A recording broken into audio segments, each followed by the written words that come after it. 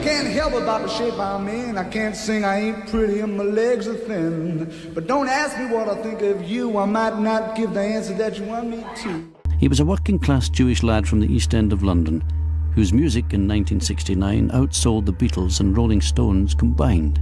It was an incredibly short run, and yet we're still talking about it nearly 40 years or so later.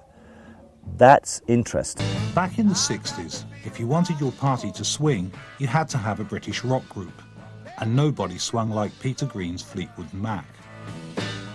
For 2 decades, there was silence. For 2 decades, the life of the legendary rock guitarist Peter Green was shrouded in mystery. Can't ignore the name Peter Green, you know, and Peter has not given up, and Peter has not gone away, and Peter won't go away. Onwards and upwards. Onwards and upwards. Yeah, I suppose. Onwards and upwards. Peter Green didn't burn out or fade away. He quietly slipped from view, leaving behind a legacy that was as complex and fragile as the man himself. I love playing, you know. Love playing. But when I think about playing and what it's all about, it's a big difference in a way, isn't it? Danny has broken a string, so while he puts it on, I'm going to do a thing that I haven't done for a long, long time, which is a solo number. I don't look for no worries. Worries and troubles come around. The world keep on turning. Got to keep my feet on the ground. A guitar genius who redefined British blues, a founder of one of the world's most famous rock bands, and a deeply troubled soul whose life was marked as much by silence as by sound. Peter Green formed the original Fleetwood Mac in 1967. His songs, Black Magic Woman, Man of the World and Albatross, became international hits. His story is one of brilliance and breakdown, acclaim and abandonment. It is a story that begins in the working-class backstreets of East London.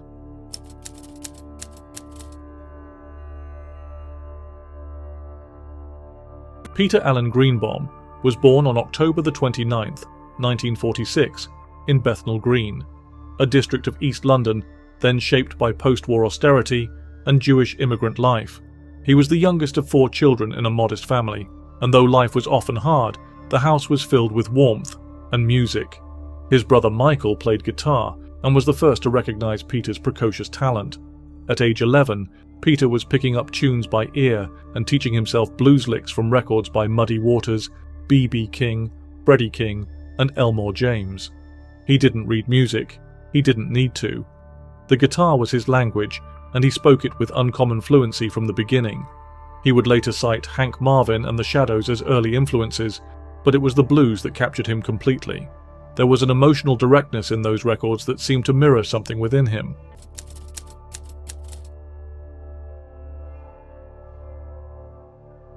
By his mid-teens, Green was playing bass and guitar in semi-professional London bands. One early break came when he joined Bobby Dennis and the Dominoes, then replaced Eric Clapton in the band Shotgun Express, fronted by a young Rod Stewart.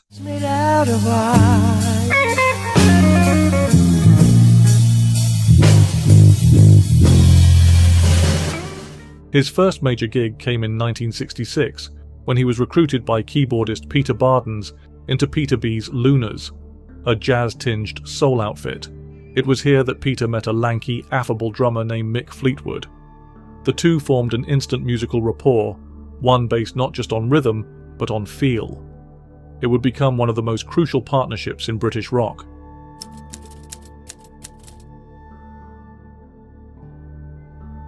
Green's reputation grew quickly, and in July 1966, when Eric Clapton left John Mayall's Blues Breakers, Green stepped into the void.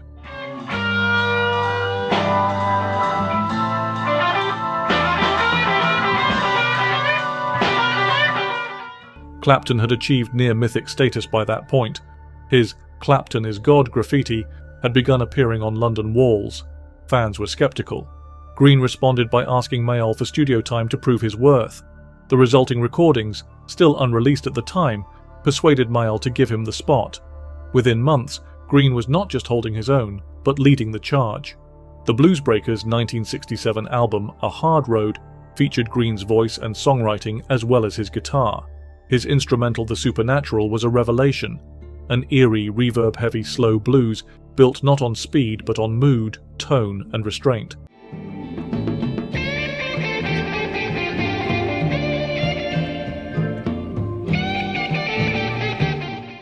It became a cult classic and a signature moment in British blues. Green stayed with Mayle for nearly a year, and in that time he began plotting a vision of his own, a blues band that would bear his musical fingerprints.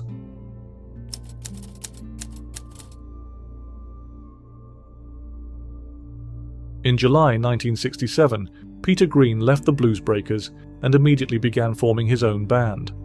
His first recruit was Mick Fleetwood, and then, with some initial hesitation, bassist John McVie. People are drawn to him. John usually chooses the people he wants.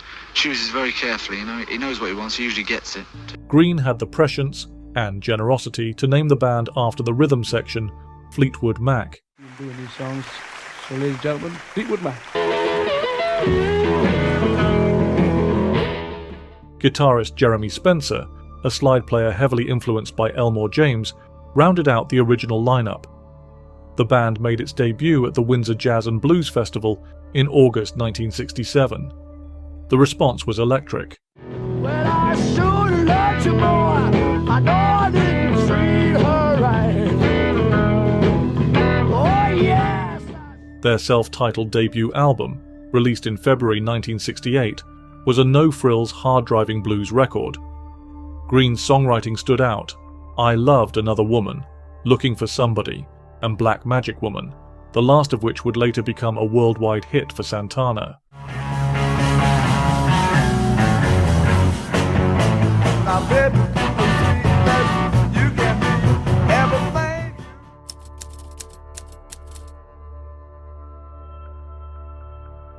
Green was not only a virtuoso guitarist, but a gifted composer with an ear for melody and mood.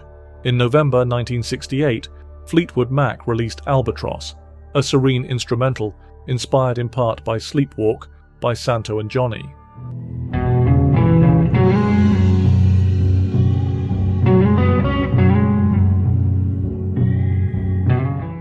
With layered guitar lines and a gentle pulse, the song was unlike anything in the band's previous work. It reached number 1 in the UK singles chart in January 1969. Green had proved that the blues could be beautiful, not just bruised. The hits kept coming.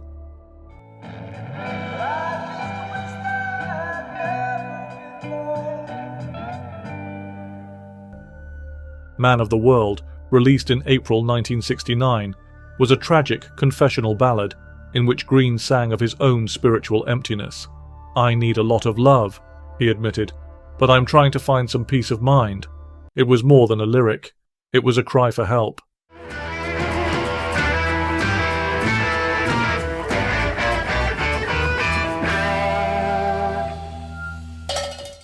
In October, Oh Well was released, a 2-part single that combined searing electric blues with a Baroque-inspired acoustic section.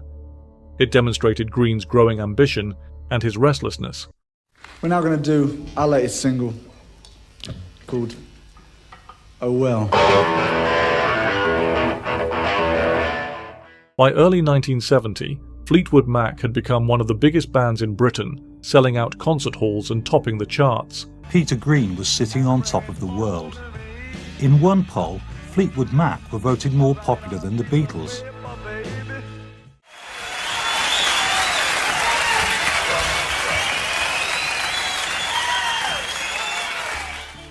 But their leader was drifting further from the world he had helped create.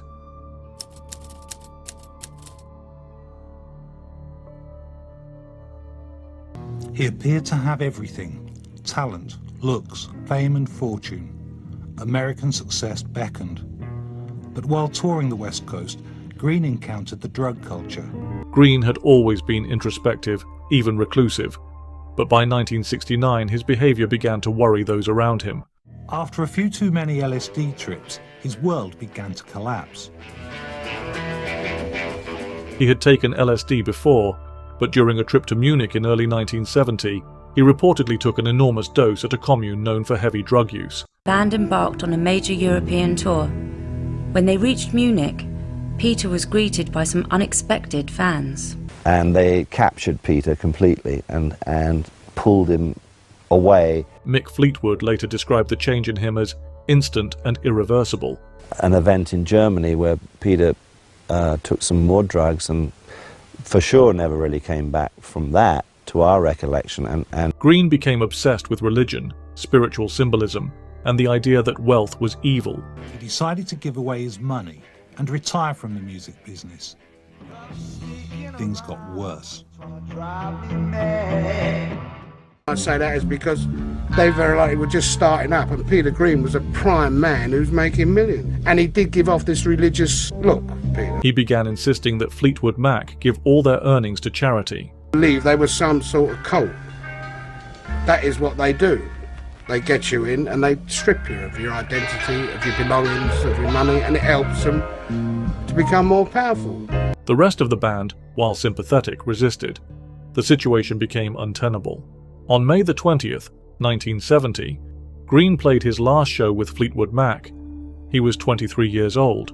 Pete says, so what do you think of my playing then? You know, and I said, Pete, shit. It sounded like out of the pits. But at the height of his success, he turned away from his fame and fortune. Sensational stories appeared in the press that he wanted to give all his money away, that he was locked up in a mental institution, that he had even threatened his accountant with a shotgun. After the cathartic experience of Munich, Peter was growing more disillusioned with the constraints of the band, and during the European tour, he finally decided to leave.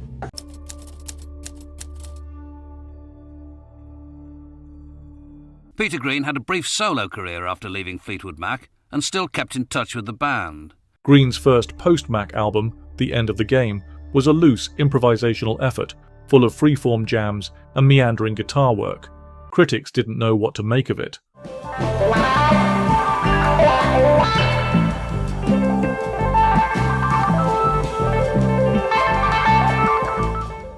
Over the next few years, he withdrew almost entirely from music.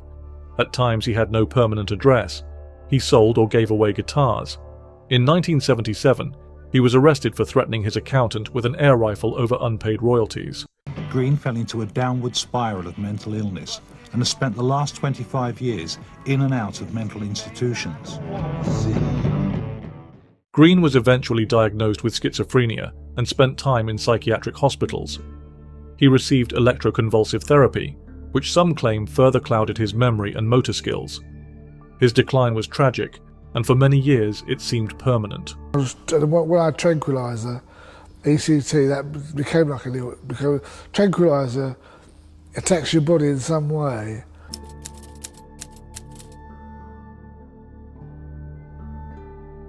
By the late 1970s, Green was stabilized with medical support and began a tentative return to recording.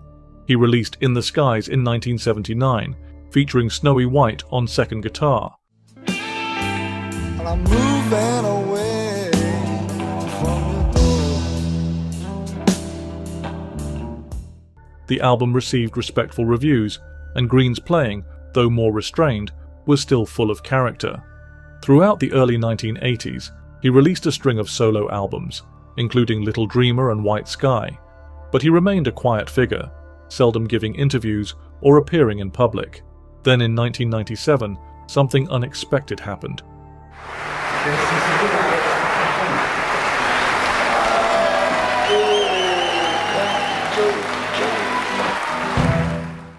He makes a quick exit. I was very pleased for Peter that he got such a fantastic reception, because it just proves that people are really waiting to hear him.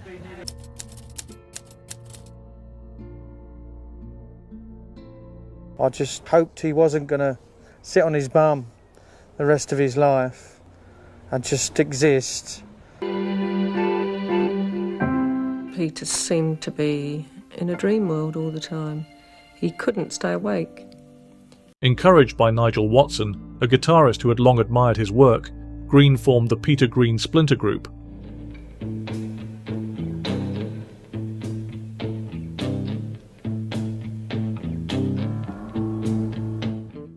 Backed by a tight band, he began performing again, first in small clubs, then on international stages. The group focused on blues standards by Robert Johnson, Elmore James, and Willie Dixon. Do as much as I can, but there are times when I look in the mirror, I expect to see. Green's voice was thinner, and he no longer played with the fiery attack of his youth, but the tone was still unmistakable. Lyrical, sorrowful, utterly his own. Over the next 7 years, the Splinter Group released 9 albums and toured regularly. He was very introvert, had a lot of problems communicating with people. Green never regained his former stardom, but he reclaimed something even more important, his dignity, and a space to create music on his own terms.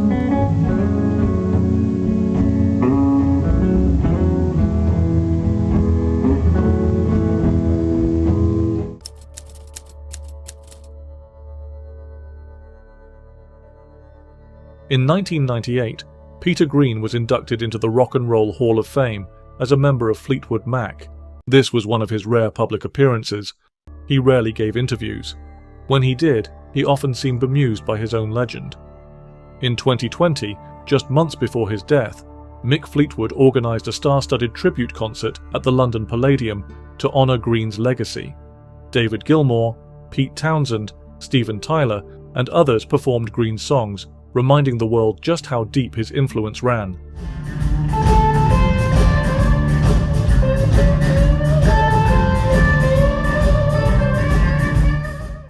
Fleetwood Mac co-founder Peter Green has died at the age of 73.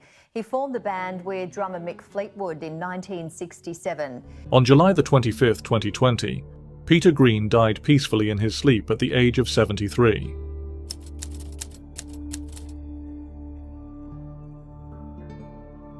Peter Green left behind a body of work that is small by rock standards, but immense in emotional reach. He never chased stardom. He walked away from it.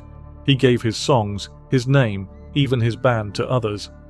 But what he did give, he gave completely. Carlos Santana called him a master of the British blues. Gary Moore called him the man.